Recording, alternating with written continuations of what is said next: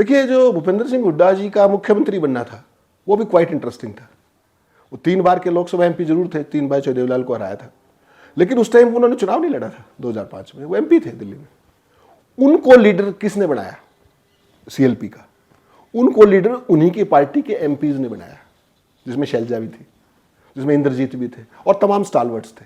उस अगर आपको याद हो 2004 का चुनाव बड़ा इंपॉर्टेंट था कांग्रेस के लिए, और जितने भी सीनियर मोस्ट क्षत्रप थे हरियाणा में, जो बड़े नेता थे कांग्रेस के, सबने चुनाव लड़ा था। तो क्योंकि सीएलपी के तो हिस्सा ही नहीं थे ये, तो इनको सीएम बनाया। उस मेंबर पार्लियामेंट्री बोर्ड के वो जो 10 सदस्य थे, उन सब ने कहा भाई इनको हम लेके आते, और एक तरीके से उनमें आम सहमति थी, उसमें कोई विरोध नहीं था उस समय पे। लेकिन over a period of time देखिए कि सबसे पहले वही लोग छिटकते चले गए, चाहे वो इंद्रजीत हो, चाहे वीरेंद्र सिंह हो, चाहे शैलजा हो, समय के साथ साथ। क्यों? उन सबको ये लगता था कि भूपेंद्र सिंह हुड्डा का कोई एडमिनिस्ट्रेटिव एक्सपीरियंस किसी पद पर नहीं है। वो एमपी जरूर रहे हैं, उनका एडमिनिस्ट्रेटिव एक्सपीरियंस उस रूप में नहीं है, डिलीवरेबल्स में नहीं है, या डे टू डे एडमिनिस्ट्रेशन में नहीं है। लेकिन हुआ क्या कि उनकी एस्पिरेशंस जो भी रही होंगी वो पूरी नहीं हो पाई। Within 6 months to say about a year, 2006 तक ही ये सारी चीजें दिखने लगी थी। वो तो जब सुरेंद्र सिंह का जो हादसा हुआ, ओम प्रकाश जिंदल जी चले गए, वो भी एक कहीं ना कहीं हरियाणा की सियासत में इंपॉर्टेंट स्टेप है, वो कहीं ना कहीं वो दौर। तो उस सारे में क्या हुआ कि जो उनको लेके आए थे, चाहे वो जिन्होंने समर्थन किया था सेंटर में, जिन्होंने उनकी मदद की थी उसमें कि भाई मुख्यमंत्री के लिए he is the best suitable candidate, वही लोग उनसे छिटकने लगे त्यागी जी। और उसके बाद जब एक स्टेज ऐसी आई, तमाम उसमें प्रकरण भी हैं, उसमें कुछ रेफरेबल्स भी हैं, कुछ रेफरेबल नहीं भी हैं। एक स्टेज तो मुझे ऐसा भी पता है कि तब ये कहा गया बुला करके कि ये सब दिल्ली में नहीं होना चाहिए, किसी एक पर्टिकुलर लीडर को लेकर के उन्होंने किन्हीं ग्रुप को बुला लिया था, was very close to high command as well as him. तो ये कहा कि आज के बाद ये सीन दोबारा क्रिएट नहीं होना चाहिए, ये आपको पता है, मुझे भी पता है। ऐसी चीजें भी हुई। तो डूज एंड डोंट्स में हाईकमान भी बड़ा स्पेसिफिक है as far as Delhi is concerned, और वो सारी चीजें थी।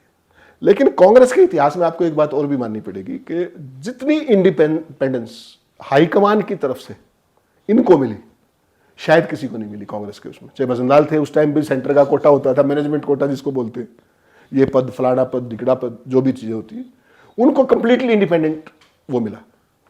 उन्होंने 2000 पहली टर्म के अंदर काम भी अच्छा किया। ये जो सीएलयूज और ये सारी चीजें हैं, वो एक पक्ष है। इसके भी 2 रूप है। एक रूप वो है जो दिखाया जाता है, दूसरा रूप ये भी है कि उसके बिना डेवलपमेंट भी कैसे होगा। और सीएलयू कोई 2005 में तो शुरू हुआ नहीं, it is going on right from 80s। उसका वॉल्यूम बढ़ जाएगा, जैसे आपने कहा जब एफडीआई आई, इजी मनी आया, दिल्ली की तरफ से डेवलपमेंट बढ़ा, 3 तरफ से हरियाणा घेरता है उसको, वो सारी चीजें हैं। उसमें कुछ बेकायदियां हुई, मैं और आप नहीं कह सकते, हमने फाइलें नहीं देखी। वो एक वो पक्ष था।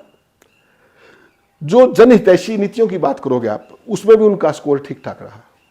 डेवलपमेंट के अंदर भी उनका एक विजन था, सारी चीजें थी।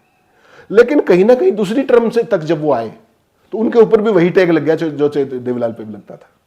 कहीं ना कहीं वो थे या नहीं, ये तो लोगों ने उस 2014 के चुनाव में जो मैंडेट आया वो तो तय कर दिया लोगों ने कि कुछ था, और बीजेपी कहने के बाद तो और भी क्लियर हो गया कि कुछ था। तो वो चीज कहीं ना कहीं जो एक पर्टिकुलर कास्ट को लेकर के चाहे अनचाहे एफिलेशन हुई, उसने कांग्रेस की पार्टी का भी पॉलिटिक्स का नुकसान किया, उनकी व्यक्तिगत पॉलिटिक्स का भी नुकसान। उन्होंने तो देवीलाल जी को हराया 3 बार, और यहां तो जाटों के कारण तो आप अकेले चुनाव नहीं जीत सकते ना, चुनाव, और वो भी जाटों के रिप्रेजेंटेटिव थे। तो कहीं ना कहीं एस्पिरेशंस हुड्डा साहब से ये थी कि आपको लीडर हम नॉन जाट्स ने बनाया, क्योंकि आपकी शुरुआत हुई 91 में एमपी से, 3 बार चुनाव आपने जीता, तो जाट तो देवलाल जी को वोट डालते ही थे। और फिर कहीं ना कहीं एक मैसेज चला गया नीचे कि ये भी उसी पॉलिटिक्स पे कर रहे हैं, जिसका नुकसान उनको भी उठाना पड़ा और कांग्रेस पार्टी को भी उठाना पड़ा। और 2019 के चुनाव में आपने देख लिया कि लोकसभा चुनाव हुड्डा साहब भी हारे और दीपेंद्र भी हारे। मैं व्यक्तिगत तौर पे ये मानता हूं कि हिंदुस्तान में 543 सीटों में लोकसभा चुनाव होता है त्यागी जी।